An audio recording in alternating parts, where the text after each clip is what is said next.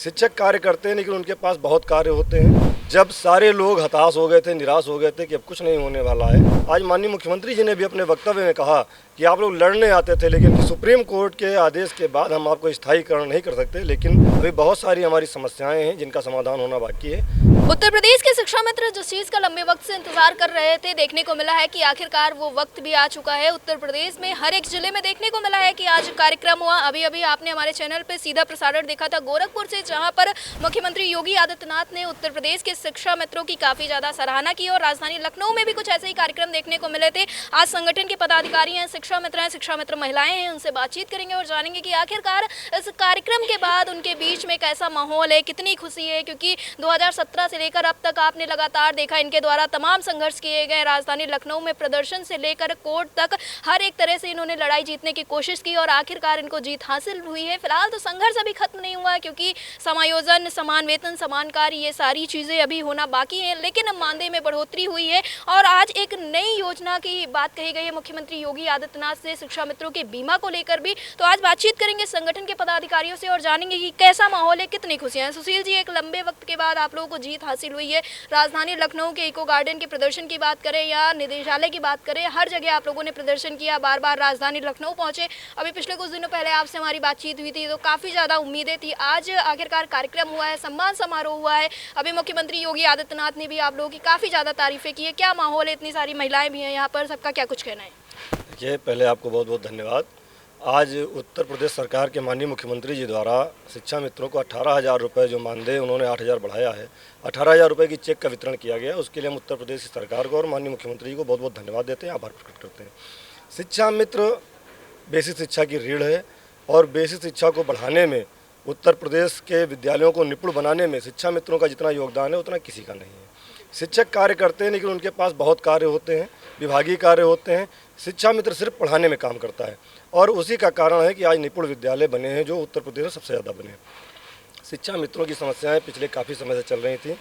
जब सारे लोग हताश हो गए थे, निराश हो गए थे कि अब कुछ नहीं होने वाला है, तब हम लोगों ने संगठन के माध्यम से पुनः 2023 से शुरू किया था कार्यक्रम। 12 जनवरी, 20 फरवरी, 18 अक्टूबर, 5 सितंबर को बड़ा कार्यक्रम लखनऊ के इको गार्डन में किया गया। आप लोगों ने देखा, उसका साक्षी पूरा प्रदेश बना और एक लंबी लड़ाई हम लोगों ने लड़ी। तो माननीय मुख्यमंत्री जी के आश्वासन पर 5 सितंबर 2024 को हम लोगों ने धरना समाप्त किया। आज माननीय मुख्यमंत्री जी ने भी अपने वक्तव्य में कहा कि आप लोग लड़ने आते थे लेकिन कभी भी संपर्क से समाधान की ओर नहीं बढ़े।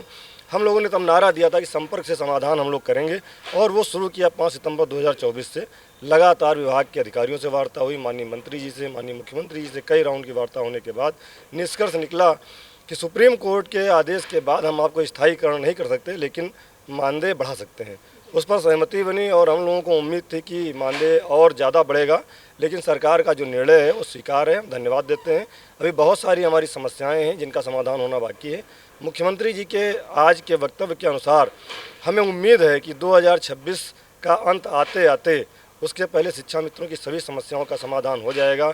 जैसे हमें अभी 12 महीने का मानदेय चाहिए, 62 वर्ष रिटायरमेंट होना चाहिए, CCL की सुविधा हो, CL बढ़े, चिकित्सा लीव के साथ हम लोगों को जो आज बीमा के लिए उन्होंने कहा, ये भी एक बड़ी बात है। क्योंकि आकस्मिक दुर्घटना हमारे शिक्षा में साथियों के साथ हो जाती है तो उसका कोई भी बेनिफिट सरकार द्वारा, विभाग द्वारा नहीं दिया जाता है। अगर बैंक से बीमा हो जाएगा तो हमारे जो साथी असमय किसी दुर्घटना का शिकार हो जाते हैं उनको निश्चित ही लाभ मिलेगा।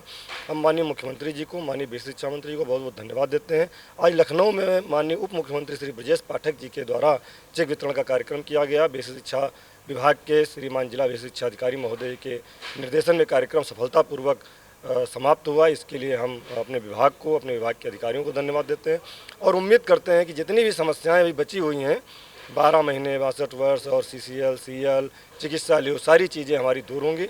सभी शिक्षा मित्र इस समय सरकार को धन्यवाद दे रहे हैं और अपनी बची हुई समस्याओं का समाधान करने का निवेदन कर रहे हैं। जी, आपने इतनी अपनी समस्याएं बताई, लेकिन इसके साथ देखने को मिल रहा है कि समायोजन की मांग सबसे बड़ी है। इस वक्त पर देखने को मिल रहा है कि हर एक शिक्षा मित्र बस समायोजन के लिए सोच रहा है, क्योंकि समायोजन होगा तो कहीं ना कहीं उत्तर प्रदेश के जो शिक्षा मित्र हैं उनका जीवन थोड़ा सा और आसान होगा। और आपके द्वारा भी अवगत कराया गया था, शिव कुमार शुक्ला जी के द्वारा भी अवगत कराया गया था कि ये जो संघर्ष है वो लगातार आप लोगों का जारी है। बीच में जो मुलाकातें हुई उसमें भी आगे की रणनीति तैयार की गई है। तो क्या कुछ तैयारियाँ हैं आगे समायोजन समायोजन को लेकर, और एमएलसी श्रीचंद शर्मा जो कि लगातार आम लोगों के संरक्षक के रूप में नजर आए, उनसे आगे क्या कुछ बातचीत हो सकती है? जी बिल्कुल, माननीय एमएलसी श्री श्रीचंद शर्मा जी का बहुत योगदान हम लोगों का है। उन लोगों ने इतना योगदान किया है, सरकार से और संगठन में जो दूरी थी या शिक्षा मित्रों के बीच में दूरी थी उन्होंने कम किया है, और आगे भी उनसे लगातार बातचीत चल रही है, आगे रणनीति बन रही है। हम लोग स्थायित्व की तरफ बढ़ रहे हैं, और अभी चूँकि मानदेय कम था, अगर मानदेय ना बढ़ता तो हम लोगों का परिवार नहीं चल पा रहा था, लोग परेशान थे। पहली जीत मानदेय बढ़ोतरी की हुई है। मुख्यमंत्री जी ने आज मूल विद्यालय की भी बात कही है, बीमा की भी बात कही है, कैशलेस की भी बात कही है।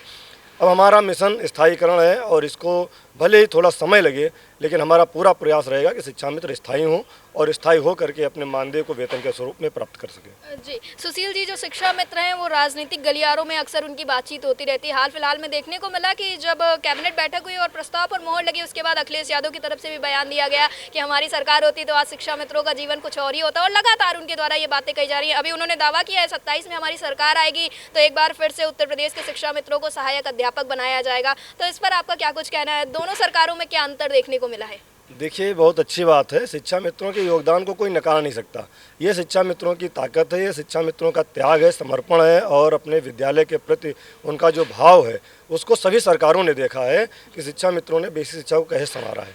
हम धन्यवाद देते हैं उन सभी राजनीतिक व्यक्तियों का, राजनेताओं का, जो शिक्षा मित्रों का समर्थन करते हैं, शिक्षा मित्रों की मेहनत को देखते हैं।